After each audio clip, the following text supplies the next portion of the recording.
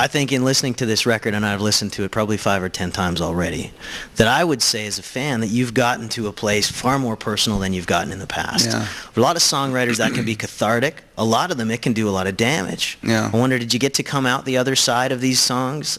Well, you know, like I said before about feeling confident as a band, there's a new confidence within the band, and personally as a songwriter, you know, there were things that I was afraid to say before, just either out of insecurity or I didn't want to. The last thing in the world I'll ever do is dump all of my problems on someone else's table. And so there was that part of me that did the same thing lyrically.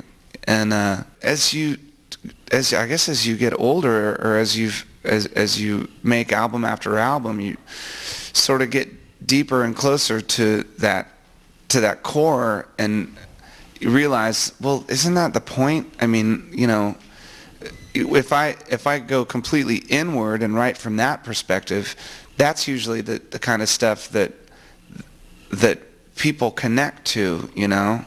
And so I wrote most of the lyrics in a really short period of time back in that isolation booth back there, because I'd never really demoed vocals before for any album.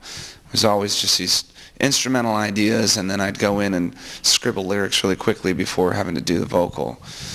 And this time I wanted to be prepared. I wanted to know what kind of album we were making, so I'd holed up in that room for like 14 hours a day for about 10 days and wrote all of the lyrics in that time. And it was really like blank notebook with a pen, like, okay, and I'd listen to the demo and I'd just sit there and just think, you know.